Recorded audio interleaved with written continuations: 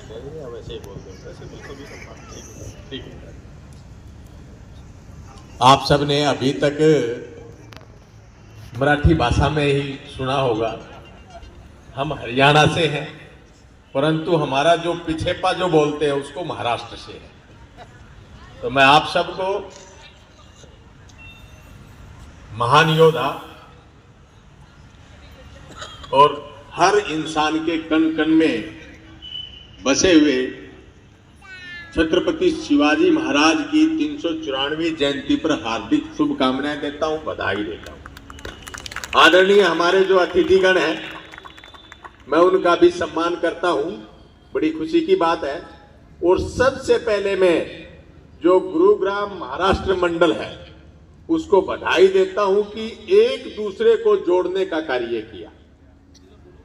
और उसके लिए सबसे पहले हमारे दीपक भाई हैं। दीपक जी कहाँ हैं? दीपक देशमुख। विष्णु जी से भी हमारी बात हुई है। जो धनुषधर वीर मराठा समाज है वो 1761 में पानीपत के 3rd बैटल के अंदर आया था।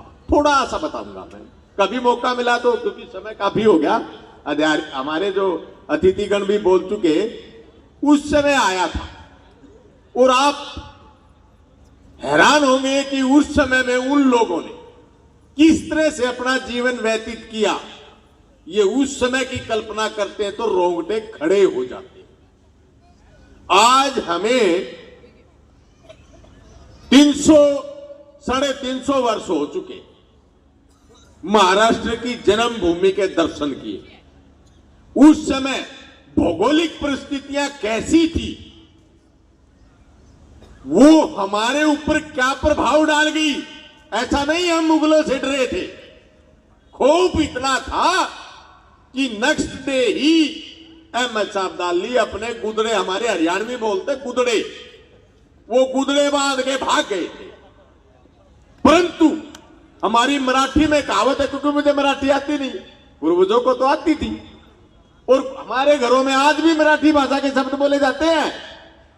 जा भैंस की धार काट लिया, ये सारे हमारी भाषा यहां इस क्षेत्र से नहीं मिलती, जो हिंदी भाषी क्षेत्र है।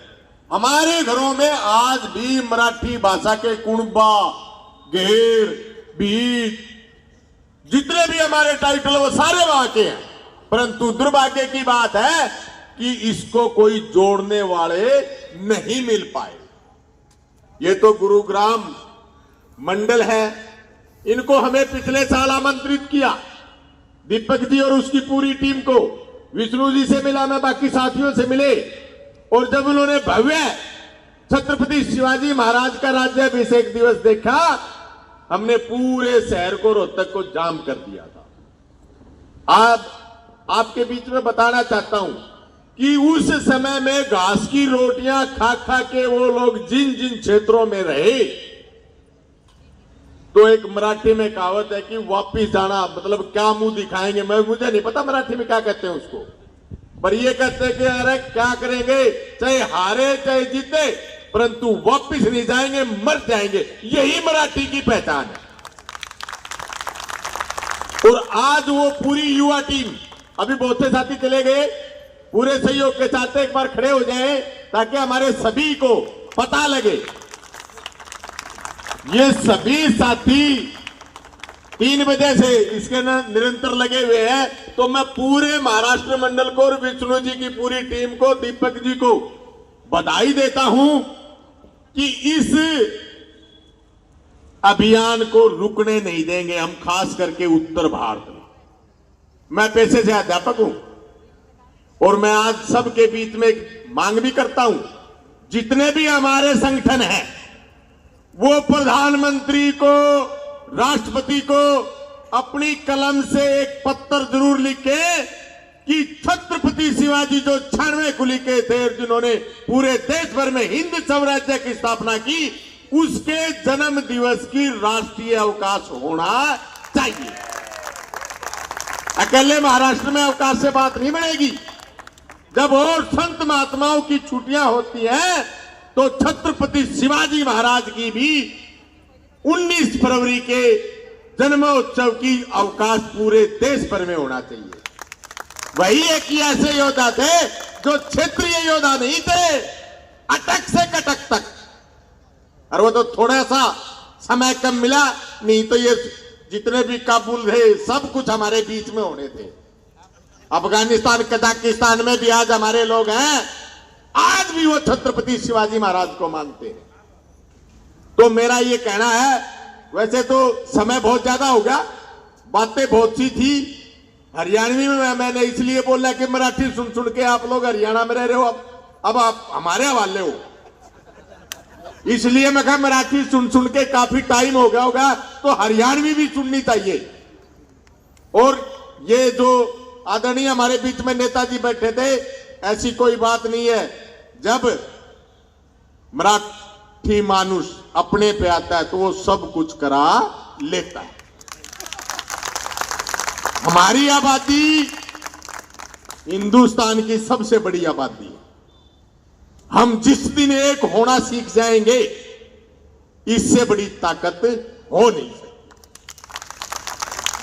तो सभी जितने भी हमारे सब जातीय भाई बंधु यहां आए हैं, उन सब का हरियाणा के गुरुग्राम की धरती पर आप सबका हम अभिनंदन करते हैं, स्वागत करते हैं। और हमारा सौभाग्य है कि आज हम 394वीं जयंती के शुभ अवसर पर आज हमें यहाँ पूरे महाराष्ट्र मंडल गुरुग्राम ने आमंत्रित किया। मैं उनका कोटि कोटि आभार प्रकट करता हूं और आपको एक विश्वास दिलाता हूं कि ये जो छत्रपति शिवाजी महाराज की जयंती के लिए गुड़गांव की जिम्मेवारी नहीं है, आने वाले समय में हरियाणा के हर गांव में और जिले में भी ये मननी शुरू हो जाए। ये छोटी बात नहीं है। और हम पुनः अतिथिगणों का मैं आभार प्रकट करता हूं, मुझे बोलने का समय दिया। मन में इच्छाएं बहुत थी, क्योंकि हम काफी समय से लगे हुए हैं और भविष्य में फिर कभी मौका मिला तो उस सारी पीड़ा को, क्योंकि मैं इतिहास मेरा विषय है, एजुकेशन डिपार्टमेंट से हूं, और कभी मौका मिला तो उन पूर्वजों की वो जो घटनाएं जो हमारे साथ बीती थी, उनको मैं आपके सामने रूबरू बताऊंगा तो आपके रोंगटे खड़े हो जाएंगे। ऐसे दिन हमने बिताए। तो मैं तो पूरे मराठी मानुष को ये हमारे देसी भाषा में कहते हैं उलाना, हम उलाना देते हैं कि आपने 250-300 साल तक आपने हमें संभाला ही नहीं, परंतु अब शुभ दिन आ गया कि हम एक होने जा रहे हैं। इससे बेहतर कोई खुशी हो ही नहीं सकती। इन्हीं शब्दों के साथ आप सबका बहुत बहुत धन्यवाद। पुनः छत्रपति शिवाजी महाराज के चरणों में नमन करता हूं और मैं सभी से आग्रह करता हूं कि अपनी फेसबुक, व्हाट्सएप, इंस्टाग्राम केवल और केवल उसके ऊपर एक ही फोटो होनी चाहिए, छत्रपति शिवाजी महाराज, ताकि जन जन को पता लग सके कि ये कितने बड़े योद्धा थे।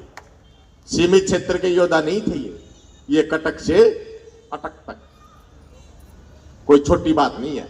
तो ऐसे महान योद्धा के हम वंशज हैं, इसके लिए मैं पुनः आप सबकी पूरी गुरुग्राम मंडल का आभार प्रकट करता हूं। मुझे सम्मान दिया इसके लिए भी मैं आभार प्रकट करता हूं, मेरी मातृशक्ति को भी। और जिस बच्ची ने बड़े तरीके से अच्छे ढंग से हरियाणवी में समझाया, मुझे बड़ी खुशी हुई। धीरे धीरे हम भी मराठी सीखने की कोशिश करेंगे।